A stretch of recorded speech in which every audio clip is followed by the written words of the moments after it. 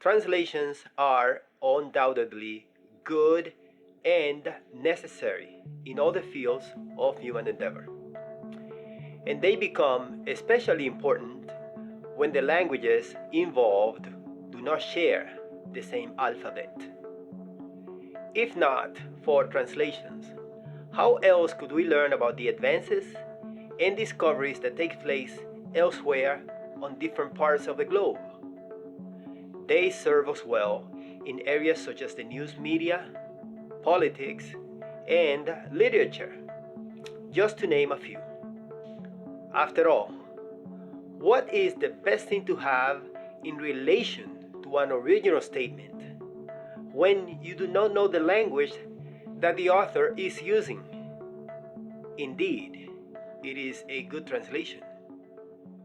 Of course, this is a fact. There is no argument here. Well, I say almost no argument.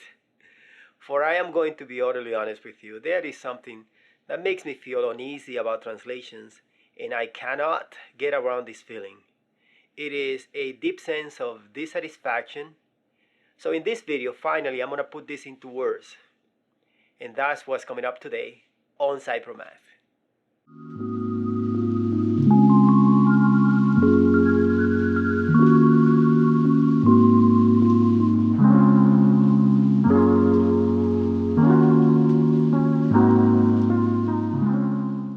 Okay, when you blindly accept translations as necessary as they are, you give up experiencing the spirit of the language that is used to say the statement in the first place.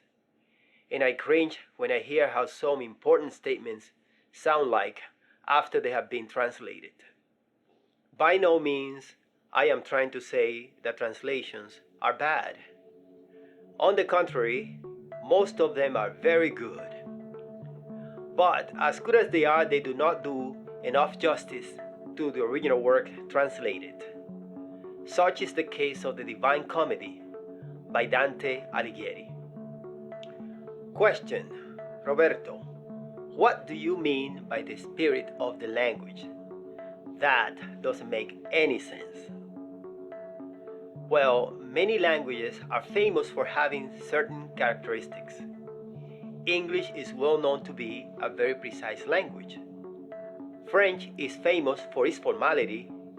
Italian has an enticing musical quality, while Spanish is considered a very passionate language.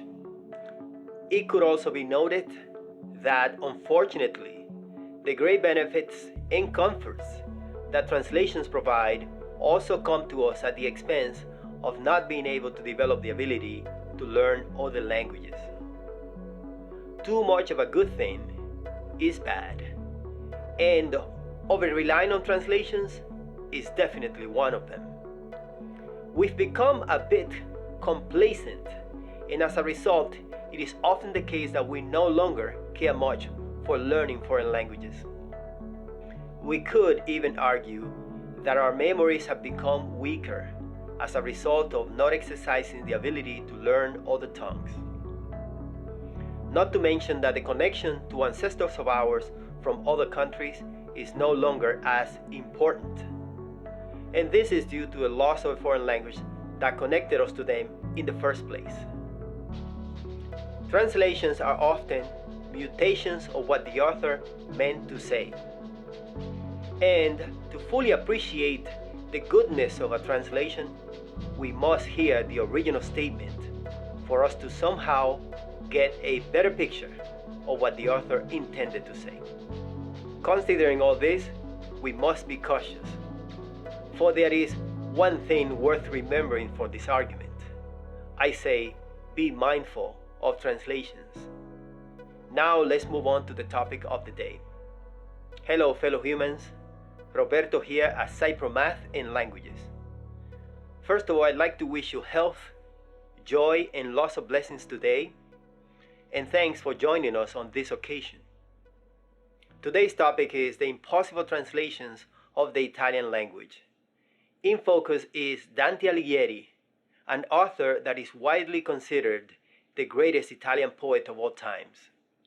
His masterpiece, is the Divine Comedy, a satire made up of 3 books: Inferno, Purgatorio, e Paradiso.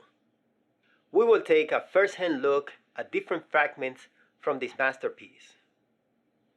The purpose of this exercise is to rediscover the Divine Comedy in its original language, Italian, to develop an appreciation for how Dante really wanted us to read and understand the text.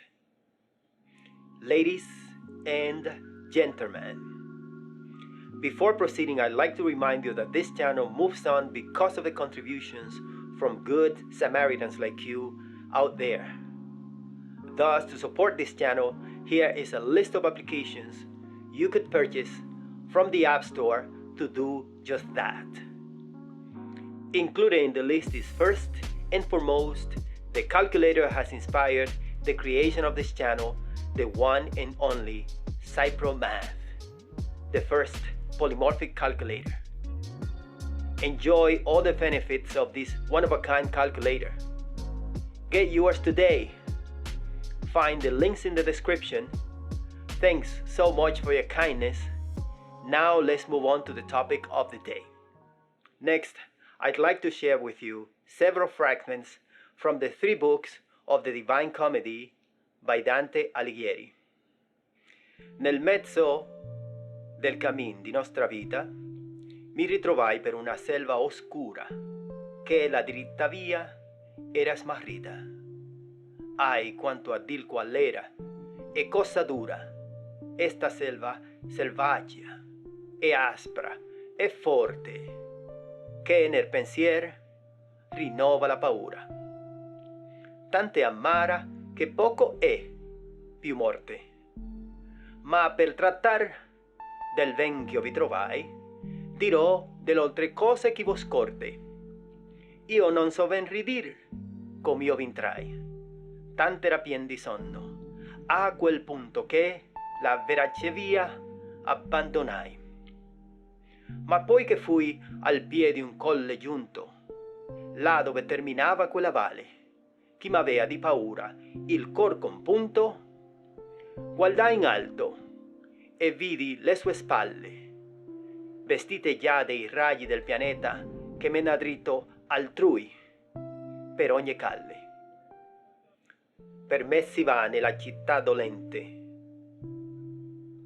per me si va nell'eterno dolore,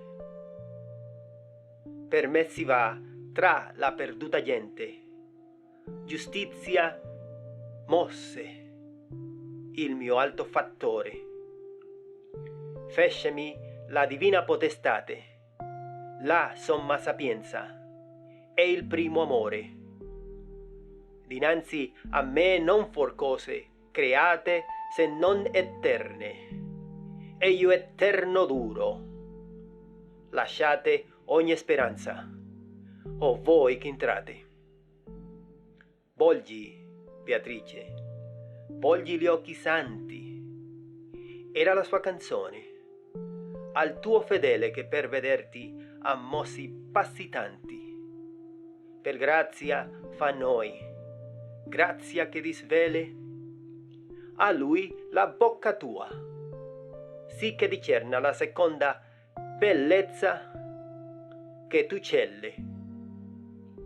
O splendor di viva luce eterna, chi pallido si fece sotto l'ombra, sì, di Parnasso, o beve in sua cisterna, che non parece aver la mente ingombra, tentando arrenderte, qual tu paresti, là dove armonizzando il ciel d'alombra, quando nell'aria aperto ti solvesti.